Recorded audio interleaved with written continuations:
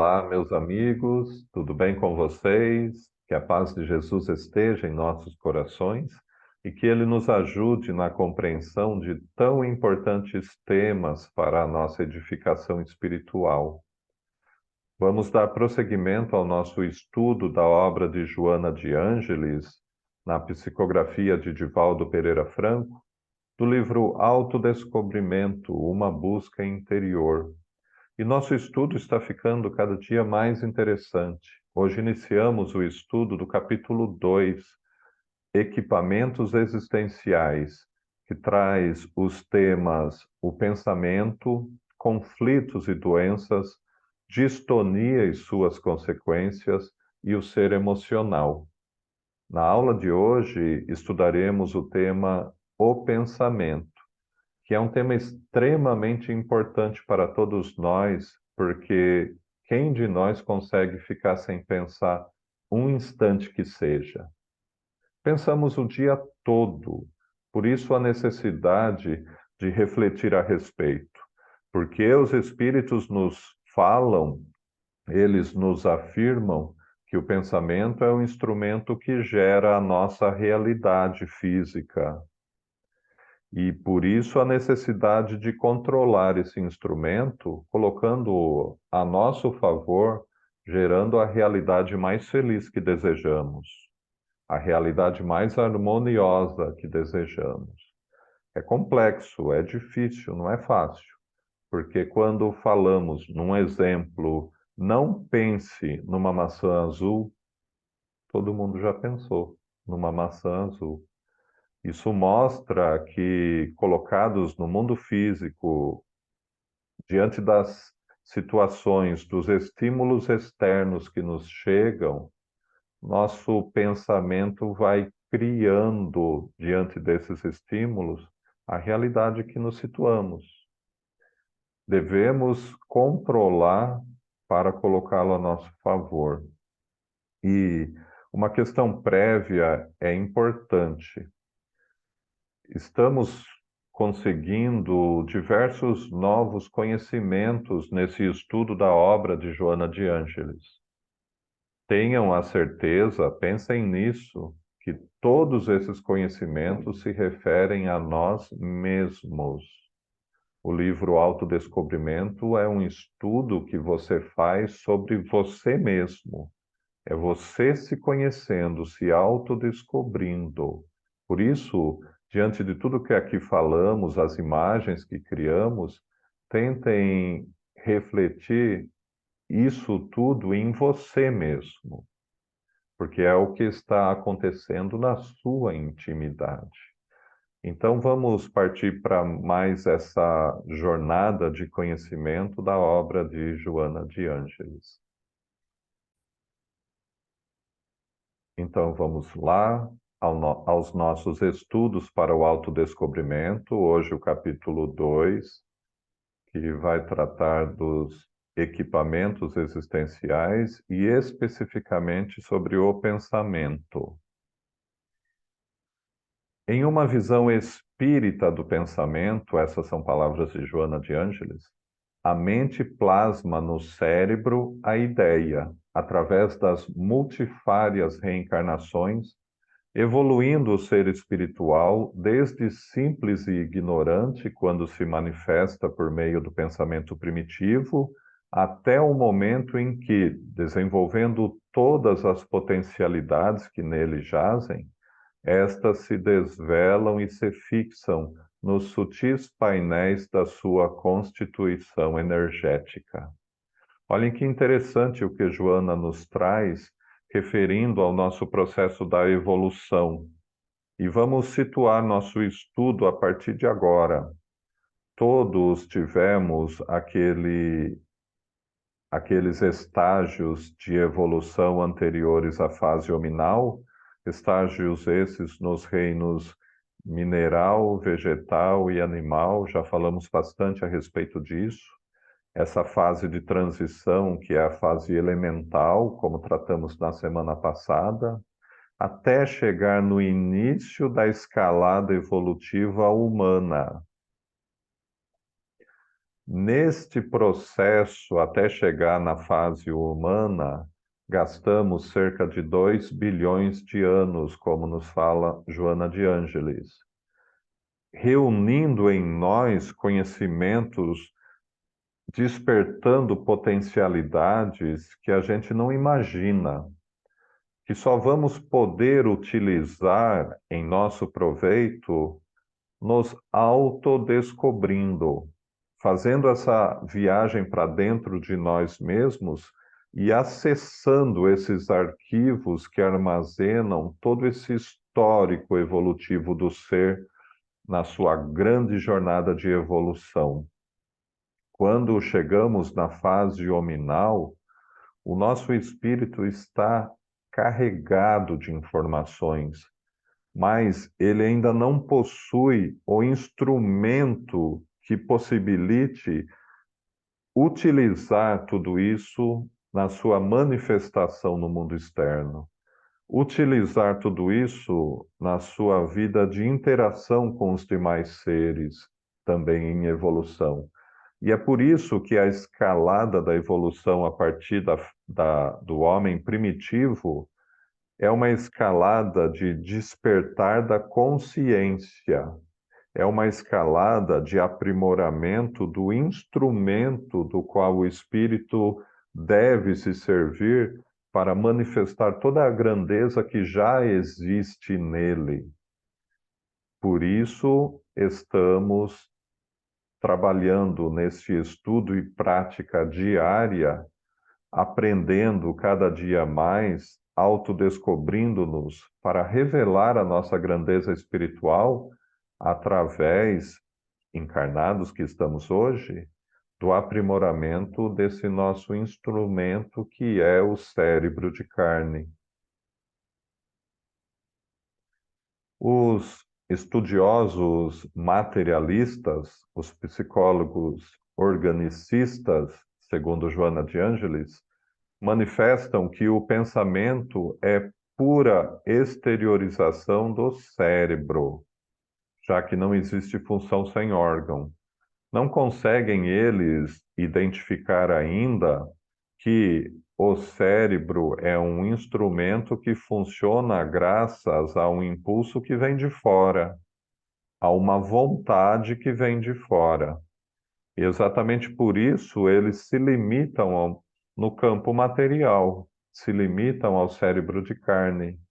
E Joana de Ângelis diz que necessariamente limitados pelo campo de visão em que se situaram, eles não estão errados, porque é verdade que o nosso cérebro é instrumento que existe exatamente para exteriorizar o pensamento do espírito, que é muito puro e não consegue interagir, se manifestar no meio físico se não tiver esse instrumento da mesma matéria do meio físico em que está situado. Portanto, o espírito imortal se utiliza do cérebro para exteriorizar o seu pensamento. Então, nisso eles não estão errados. Eles só estão errados em achar que o impulso do pensamento é gerado no próprio cérebro e não que vem de fora do espírito imortal. O pensamento é a exteriorização da mente, diz Joana de Ângelis, que independe da matéria, portanto, não depende do cérebro em si, né? E, por sua vez, é originada no espírito. O que ela quer dizer é que nasce no espírito imortal. E ele se utiliza do cérebro apenas para manifestar isso no meio físico, para que as outras pessoas entendam a sua vontade. Mas independe da matéria para existir. O espírito possui a faculdade mental que expressa o pensamento em todas as direções, utilizando-se do cérebro humano para comunicar suas ideias com as demais pessoas. É apenas um instrumento que ele aperfeiçoa, aprimora no tempo. E essa imagem que já utilizamos de outras vezes é importante para a nossa compreensão, para a nossa compreensão. trata da psique humana, que não se resume ao cérebro de carne. A psique humana envolve o cérebro de carne no corpo físico, o cérebro perispiritual no corpo espiritual e o que a gente poderia chamar de cérebro mental, mas sem necessidade, basta referir o corpo mental ou a mente do espírito imortal, numa gradação de etericidade. A matéria que forma esses três estados, ela parte do mais etéreo para o mais denso, formando o nosso corpo físico. E mesmo no corpo mental, a mente, ela em si mesmo é um instrumento do espírito imortal, porque sabemos, revolvendo o que já estudamos, né? Sabemos que o espírito em si mesmo, na sua essência, ele é apenas uma energia, uma centelha anímica. E essa energia, para se manifestar, necessita de um corpo de interação. Por isso, a mente é o corpo sutil da alma. E quem tem a vontade é o espírito imortal, é essa energia que encontra no campo mental ou no corpo mental o primeiro estágio de materialização da sua vontade através do pensamento e passa para o corpo perispiritual, que no nosso caso, encarnados, passa para o nosso corpo físico. Notem, portanto, que o pensamento nasce aqui, olha. E o pensamento é, na essência, a materialização da vontade do espírito imortal. O pensamento nasce aqui e ele é emitido em forma de vibrações, ondas eletromagnéticas, atingindo os estágios mais densos da matéria. Tudo bem por enquanto? Então é isso. O pensamento nasce no campo mental, que materializa a vontade do espírito imortal, que na essência é energia, e é emitida do campo mental através de ondas eletromagnéticas. Vejam, o espírito em si mesmo, ele é muito puro para agir diretamente na matéria densa. E o pensamento do espírito, sendo ondas eletromagnéticas, não repercutiriam no campo material nosso se não existisse em nosso cérebro um mecanismo, um instrumento que captasse essas ondas eletromagnéticas. E existe. E exatamente por isso a gente consegue se manifestar. O pensamento não procede do cérebro, continua Joana de Ângeles. Este tem a função orgânica de registrá-lo e, vestindo-o de palavras, externá-lo. Portanto, insistimos, o pensamento vem do espírito imortal, o cérebro de carne registra esse pensamento, quer dizer, ele consegue captar e registrar aquelas ondas eletromagnéticas que são emitidas no nosso campo mental e traduzem isso na forma de palavras para externá-lo no meio físico em que hoje nos situamos. Notem, e é importante esse estudo, que esse instrumental de que estamos falando, esse equipamento que existe no nosso cérebro de que estamos falando, é a mesma via, é o mesmo equipamento utilizado no campo da mediunidade. E é exatamente por isso que a gente, principalmente os médiums mais novos, tem uma dificuldade tamanha de identificar o que é seu e o que é pensamento captado do espírito comunicante. Porque eles seguem no nosso cérebro a mesma via até externar-se na forma da palavra. Já fizemos um estudo a respeito disso nas nossas aulas de mediunidade. E é um tema extremamente importante que pode ajudar o médium nesse processo de identificação do que é seu, do que é da mente comunicante. Então, abrindo o nosso cérebro nessa imagem para a gente ter uma percepção melhor, né, fazendo o que é chamado de corte medial do cérebro, bem no meio, nos dois hemisférios, nós conseguimos acessar a intimidade dele. O pensamento que procede da máquina mental recorre ao cérebro a fim de fazer-se entendido no atual estágio da evolução da humanidade. Portanto, encarnados, esse é o nosso equipamento. Aqui nós temos, né, o cérebro, que hoje resume as fases de evolução pelas quais já passamos. E nós temos na região do córtex, que é essa camada que envolve, né, onde temos os lobos frontais, né, os lobos cerebrais, o lobo frontal, o lobo temporal aqui do lado, o occipital aqui no fundo. Enfim, essa região é a região que proporciona para todos nós a condição do raciocínio lógico, a condição da consciência mais desperta e lógica, mas para esses estudos que estamos fazendo da captação, da percepção da vontade do espírito imortal, então vamos desenhar aqui.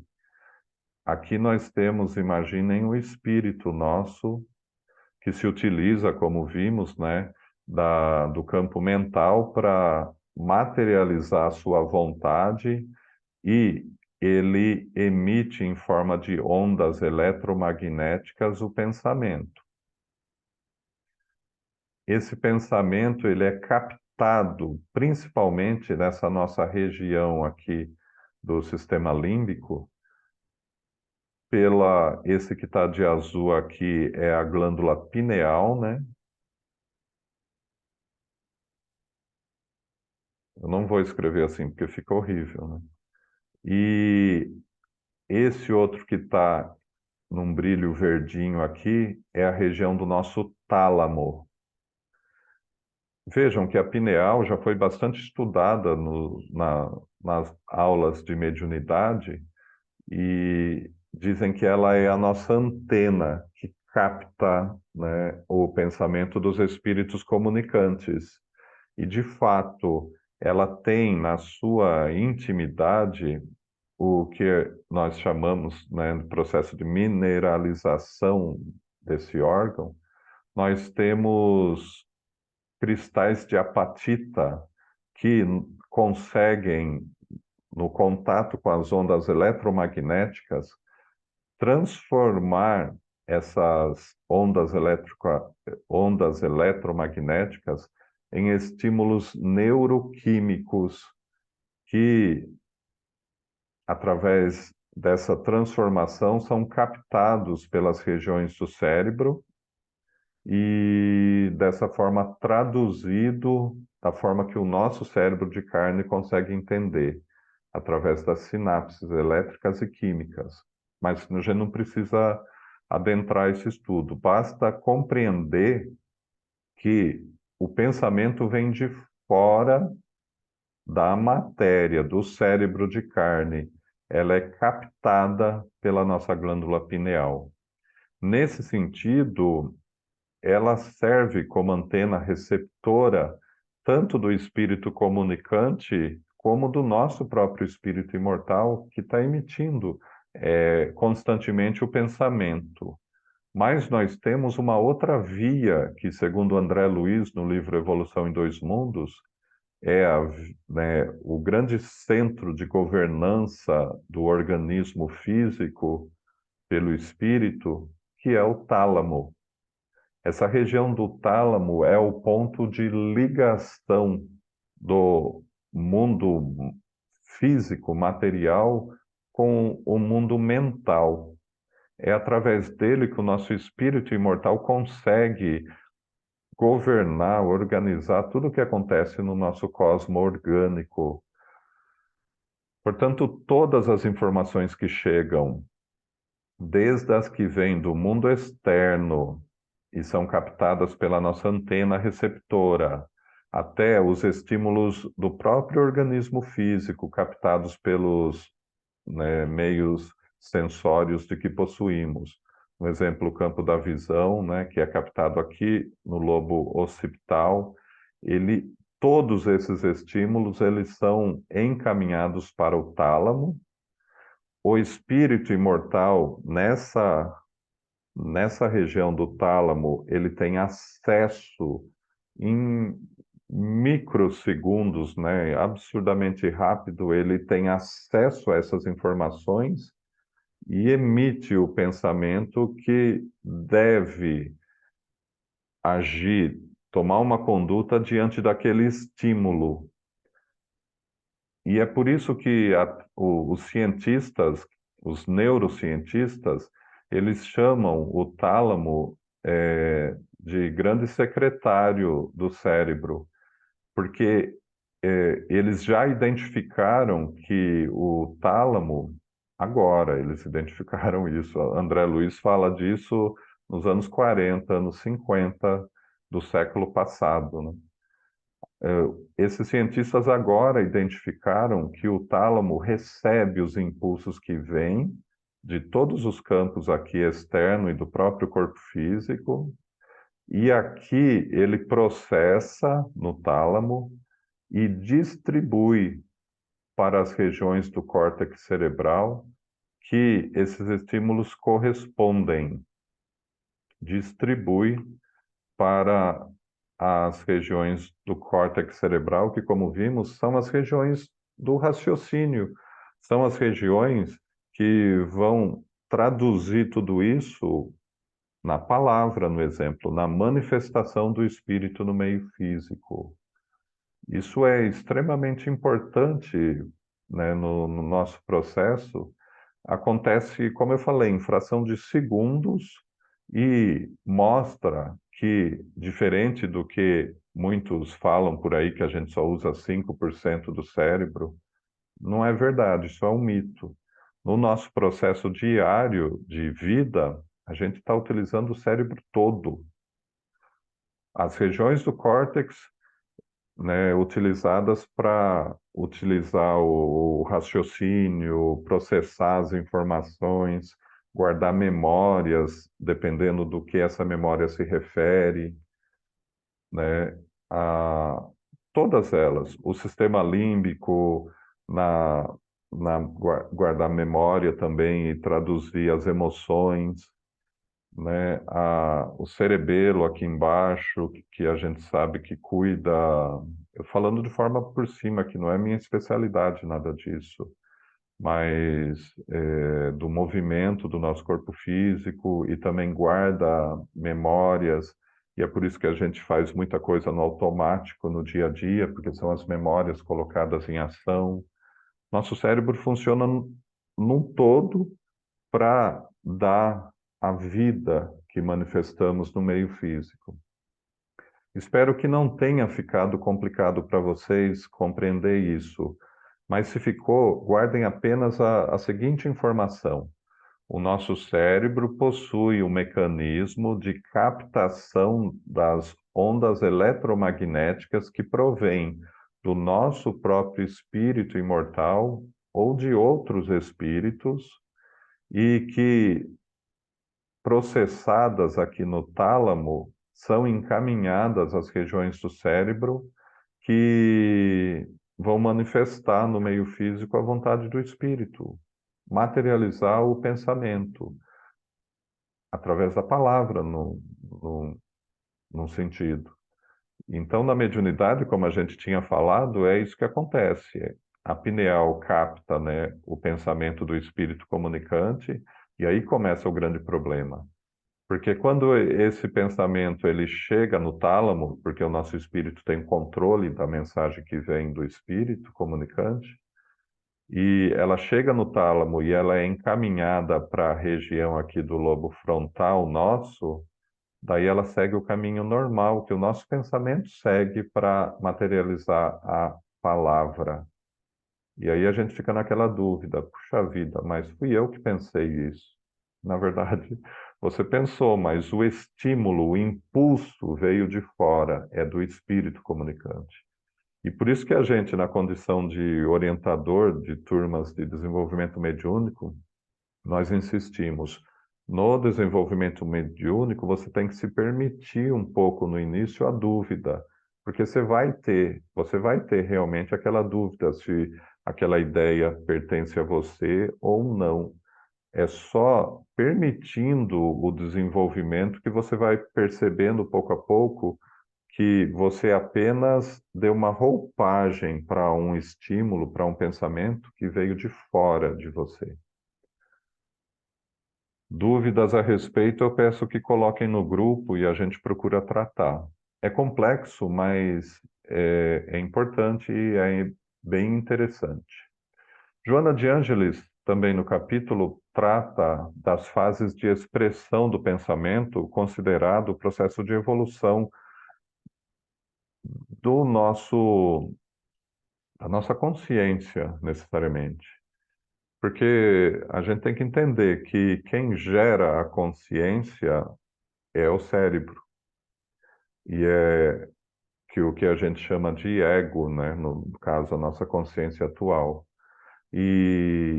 Portanto, né, sempre governado pela vontade do espírito imortal que prossegue sempre caminho avante, da evolução. E nesse processo de evolução,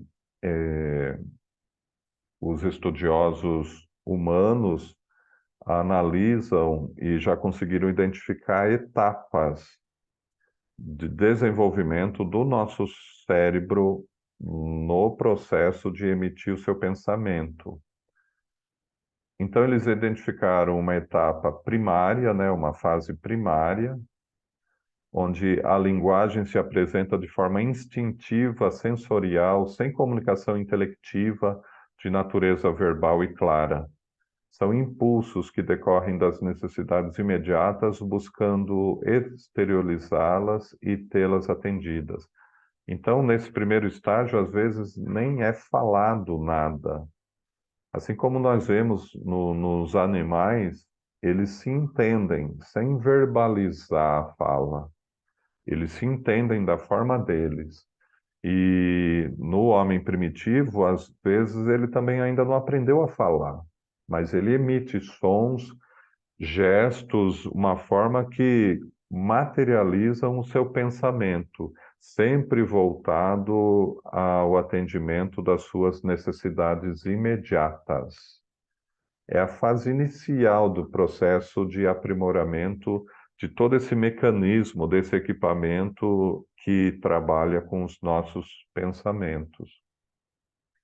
A fase pré-mágica, no qual a fantasia se apresenta em forma de imaginação rica de mitos que se originam no medo, nas aspirações de equilíbrio, de prazer, períodos da caverna, da palafita, para dar início aos cultos através dos sacrifícios humanos, como forma de aplacar a ira, a fúria dos elementos cruéis, os deuses da vingança, da inveja, do ódio, que lhe pareciam governar a vida, a natureza, o destino. Tá? Então, é uma segunda fase da evolução do processo do pensamento, que, como vimos, pensamento é tudo, ele cria a nossa realidade. O pensamento manifesta o que você entende, compreende da sua realidade.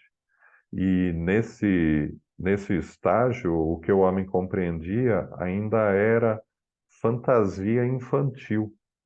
Hoje a gente pensa, né, na ideia, nas crenças que o homem primitivo tinha, e a gente vê que elas são fantasia mesmo. Eles fantasiavam, portanto, que a natureza, o trovão era um deus, e, e partiam, né, mas já conseguiam, percebem, diferente do primário, eles já conseguiam perceber isso. Quer dizer, o seu processo mental já estava mais trabalhado. E, e nesse sentido, a gente observa que o pensamento deles já é um pouco mais aprimorado que o anterior. Quer dizer, ele já está começando a sentir os impulsos que vêm de fora, começando a captar melhor a realidade que o rodeava, trabalhando esses elementos no seu cérebro e dessa forma avançando rumo ao objetivo de ter raciocínio mais equilibrado, né?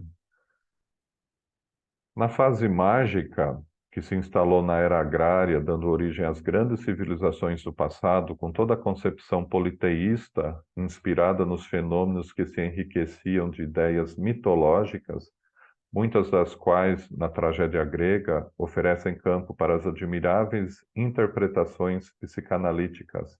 Observem que já é diferente do pré-mágico, porque lá era mais uma fantasia mesmo, era algo assim sem muita significação, simbolismo. Nessa fase mágica é diferente, porque as crenças, os mitos, né, a mitologia que vem dessa fase é estudada e oferece campo de reflexão para o homem até hoje, porque elas trazem já algo de mais grandioso, de mais elaborado, algo que melhor expressa a captação do homem no seu processo de evolução dessa realidade ao seu redor. O que significa? Ele já começa a transcender um pouquinho desse campo totalmente focado da existência física material. É muito tímido, mas a gente já observa algo assim. A mitologia, por exemplo, expressa verdades, às vezes simbolicamente, né, que a gente analisa e reflete até hoje. A fase egocêntrica, caracterizada pela ambição de ser o alvo central de tudo que passa a girar em torno do interesse do ego, em detrimento da coletividade, qual ocorre na criança. Vejam que, como ela mostra, qual ocorre na criança, é ainda muito infantil, mas já denota um processo de raciocínio diferenciado, porque o homem, nesse processo de evolução, começa a identificar tudo ao redor, mas se coloca como centro, porque ele não identifica ainda nesse processo que ele já raciocina uma outra força que é mais importante do que ele mesmo. É uma fase infantil que acontece no processo de crescimento da criança, né? Numa fase do crescimento das nossas crianças, tem uma fase bastante egocêntrica, em que ela se vê o centro do mundo. A fase lógica, entendendo a realidade concreta da vida, os fenômenos e suas leis, interpretando o abstrato de maneira fecunda e raciocinando dentro de diretrizes equilibradas, fundamentadas na razão. É a fase em que estamos hoje, né? Nós estamos transitando por essa fase, já buscando a próxima, mas a humanidade se encontra nessa fase. A gente já entende a realidade, os fenômenos e a necessidade de leis que regem a nossa convivência. E a gente já consegue trabalhar com as ideias abstratas, mas nem tanto, a gente ainda se confunde. Mas já consegue trabalhar com com essa realidade mais abstrata. Hoje a gente fala de espiritualidade de uma forma mais raciocinada e conseguindo expressar assim essa ideia que para muitas pessoas ainda é muito abstrata.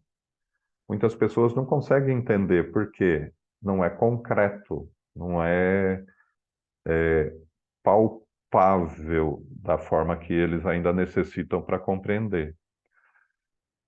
E na fase intuitiva, que, como eu disse, a gente está buscando, mas ainda encontra dificuldade, mas já estamos sim aprimorando o nosso cérebro para ser instrumento que possibilite a nossa estada nessa fase. Nessa fase, não necessitando de parâmetros racionais, extrapolando o limite dos dados da razão por expressar-se de forma inusitada no campo atemporal, viajando, concluímos nós para a área da paranormalidade das percepções extrafísica. É um estágio que ainda estamos buscando, mas que muitos de nós já conseguem ter, né, uma harmonia maior com ele. Algumas pessoas já conseguem trabalhar com as ideias espirituais, como dissemos, de uma forma muito mais tranquila e conseguem captar nesse processo de interação do mundo espiritual as ideias que deles vêm de uma forma muito fácil. E existiu um filósofo, Henri Bergson, que trouxe um método que ele chamava o método intuitivo do conhecimento, em que ele manifestava que o homem, até um ponto, precisava realmente do estudo das leis físicas e de tudo mais aqui para obter o conhecimento, mas que chega um momento em que o homem aprimora em si o instrumento, o mecanismo necessário para captar o conhecimento através da intuição. E a gente observa que os grandes homens da humanidade, eles tinham muito disso, porque no campo material ainda não haviam os estudos que eles vieram trazer. E eles conseguiram trabalhar a aquisição desses conhecimentos que mostraram à humanidade como novidade no seu campo intuitivo. Eles intuíram essas verdades que existem ao nosso redor, nesse mundo para nós ainda muito abstrato, mas existente, que interage com todos nós, que é o mundo extrafísico. Portanto, Bergson estava com a razão. Chega um momento que a gente começa a captar a verdade através da intuição. A gente começa a interagir com eles no nosso dia a dia e todo o nosso processo, às vezes, a, a facilidade que a gente tem em tratar com determinados assuntos, às vezes é levada a termo por esse processo intuitivo, que a gente consegue acessar esse campo de inspiração que nos leva a agir no campo das artes, do conhecimento em geral.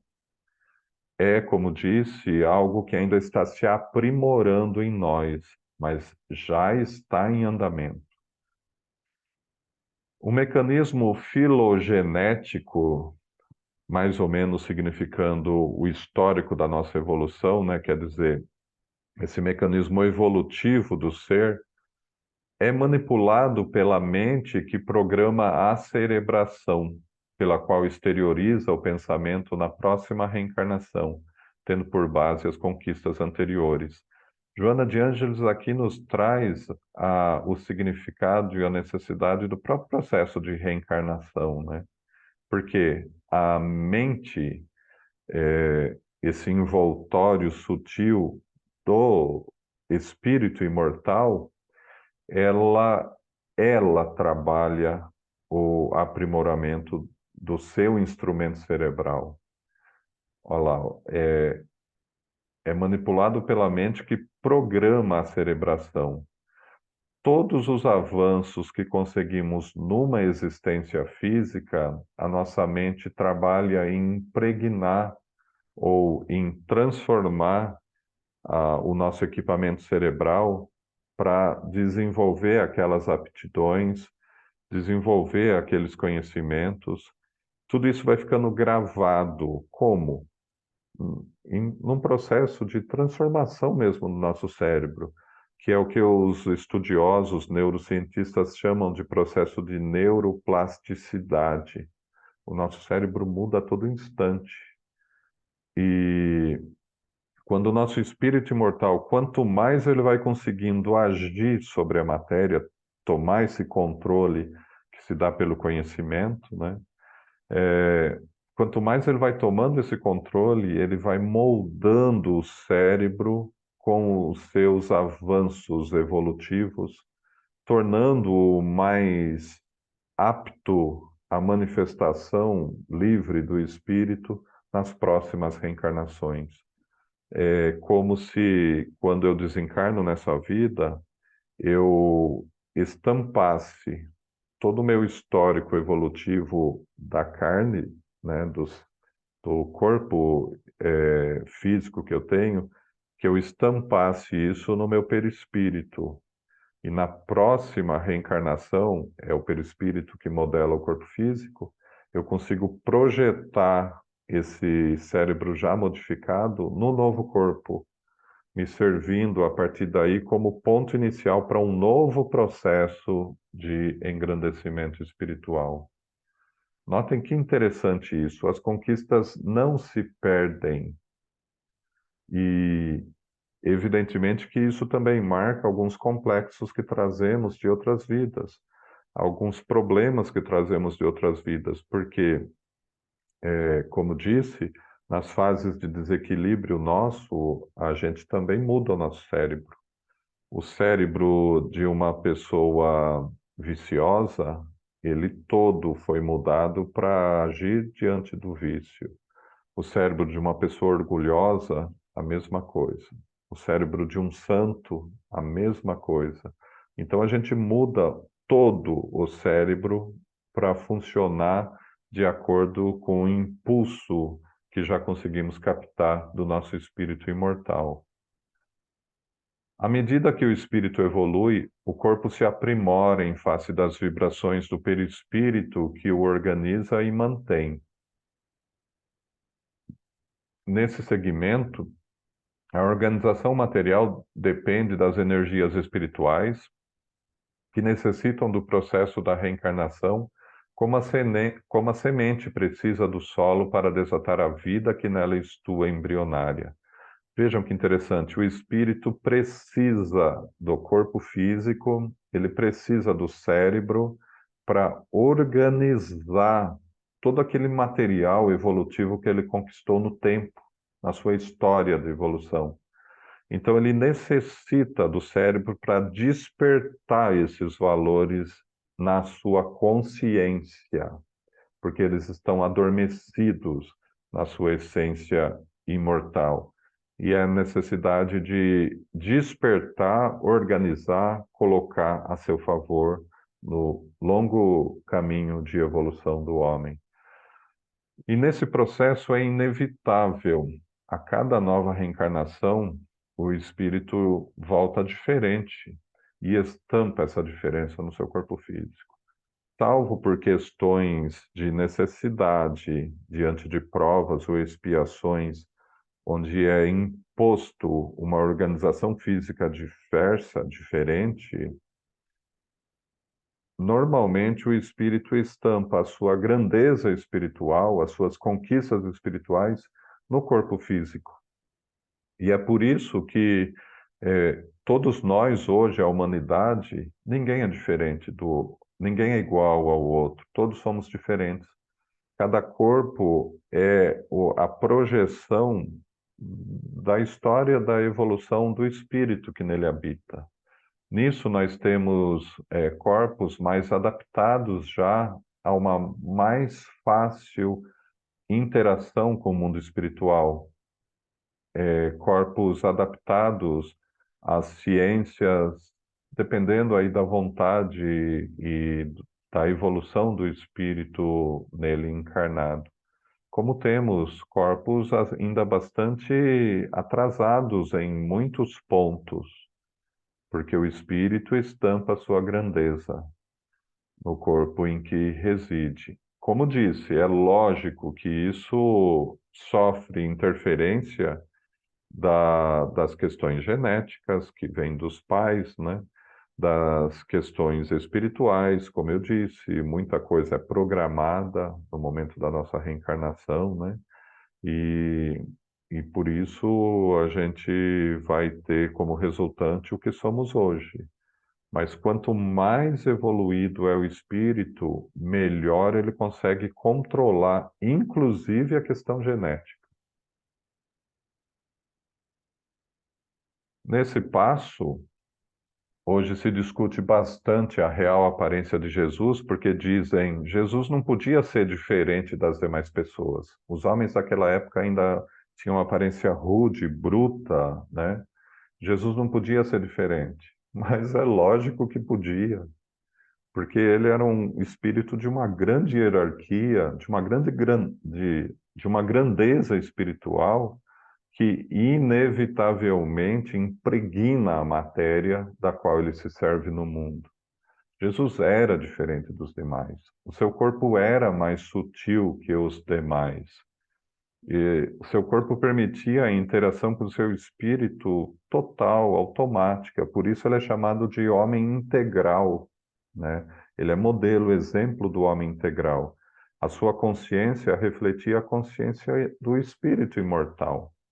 Por isso, novamente, a gente insiste naquela bobagem que a gente vê em muitos filmes da história de Jesus, mostrando Jesus em dúvida, né? Jesus não sabia se tinha uma vida normal, casava, tinha filhos, ou se cumpria a sua tarefa, eh, a tarefa pública que ele veio cumprir. Jesus não tinha dúvida, porque o seu corpo não lhe impunha nenhuma ilusão, nenhuma resistência, nenhum obstáculo. O seu espírito manifestava a mesma vontade que ele manifestava no mundo espiritual.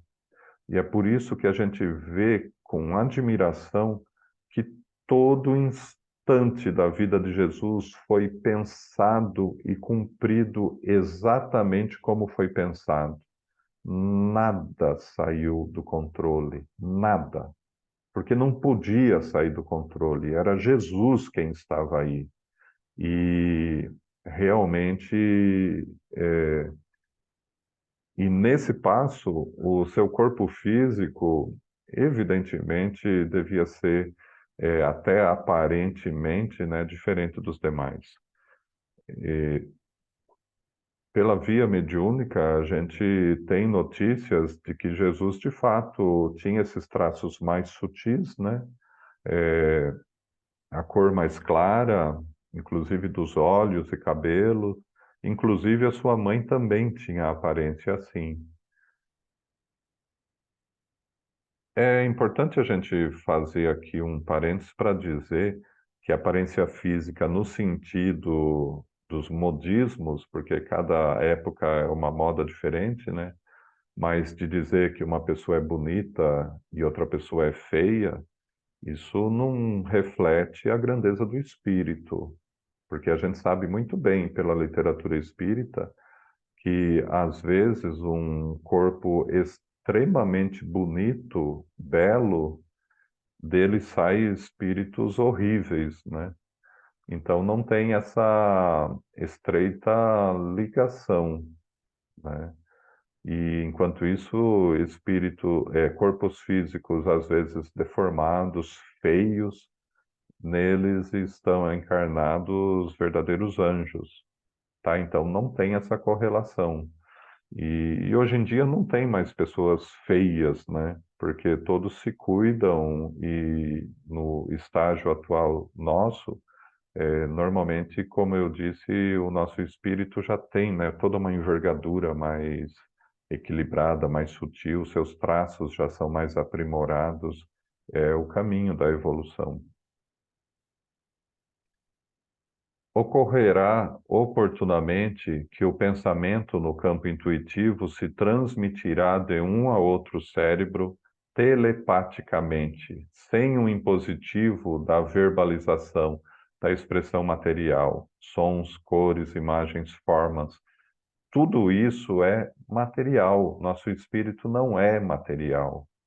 Então, vai chegar um dia em que o pensamento se transmitirá pela via do pensamento, sem a necessidade da palavra, sem a necessidade de conversarmos como estamos fazendo aqui. Isso já ocorre no mundo espiritual, principalmente nas colônias mais avançadas, né? E entre os espíritos já mais avançados. E a gente observa que começa a ocorrer, inclusive no nosso meio físico, porque essa forma telepática essa conversa telepática, né, já é estudada no meio físico. Algumas pessoas já têm essa condição. E a gente, no dia a dia, percebe que com aquelas pessoas que a gente tem mais afinidade, você pensa numa coisa, a pessoa fala. Às vezes você vai falar, a pessoa fala na sua frente, mostrando que pelo pensamento vocês já se comunicaram e agora só vão materializar esse pensamento através da fala. Portanto, estamos chegando a esse estágio. E Joana termina esse tema do capítulo tratando, nos alertando para essa necessidade. Disciplinar e edificar o pensamento através da fixação da mente em ideias superiores da vida, do amor, da arte elevada, do bem, da imortalidade, constitui o objetivo moral da reencarnação, de modo que a plenitude, a felicidade sejam a conquista a ser lograda. Concluímos, portanto, que a gente que pensava que bastava para essa encarnação termos uma conduta mais equilibrada, gente, já não basta. Principalmente a nós que estamos aqui estudando exatamente esses temas. Já não basta a conduta. Temos que equilibrar o nosso pensamento. E esse é o grande objetivo da nossa existência. E como já falamos, não é fácil, é bem complexo fazer isso, porque o nosso pensamento desvia muito fácil. Como mostramos antes, todos os estímulos que vêm dos campos sensoriais ou até do mundo espiritual que nos rodeia, todos os estímulos geram pensamentos e buscam o foco da nossa atenção. E nisso a gente fica, às vezes, num mar revolto, fica até confuso, às vezes fica cansado de pensar. O que Joana de Ângeles nos propõe é disciplinar pouco a pouco isso. Isso a gente consegue através daqueles momentos de reflexão, né? Aqueles momentos que a gente se acalma, procura apaziguar o pensamento. Não parar de pensar, porque ninguém consegue, né? Então, nos processos de concentração nossos, é bobagem falar, parem de pensar por um instante. Ninguém consegue. Mas você tem que começar, e isso é disciplinar o pensamento, é começar a focar o pensamento. Não permitir que pensamentos intrusos te tirem do sério, tirem, né, do equilíbrio. É começar a focar mais, como ela fala aqui, em ideias superiores da vida, do amor, das artes. As artes são extremamente importantes. Se interessar pela pintura, pela música, pelas artes cênicas, tudo isso faz com que, pouco a pouco, o nosso pensamento se ligue a ideias superiores da vida, a ideias do belo, e pouco a pouco desligando daquelas ideias ou daqueles impulsos ou daqueles estímulos que são inferiores, que nos ligam aos desregramentos, que nos ligam à busca dos prazeres imediatos às vezes. Não é fácil, mas é possível. E é exatamente por isso que hoje isso nos é pedido. Portanto, todos temos que encontrar em nós mesmos a maneira de fazer isso de forma tranquila, sem ansiedades, sem cobranças. Portanto, meus amigos, era essa a mensagem que queríamos trazer para vocês no dia de hoje. Eu peço que reflitam a respeito e, como disse, procurem enxergar tudo isso dentro de você mesmo. E temos o nosso grupo, caso alguém tenha alguma dúvida, alguma questão a levantar.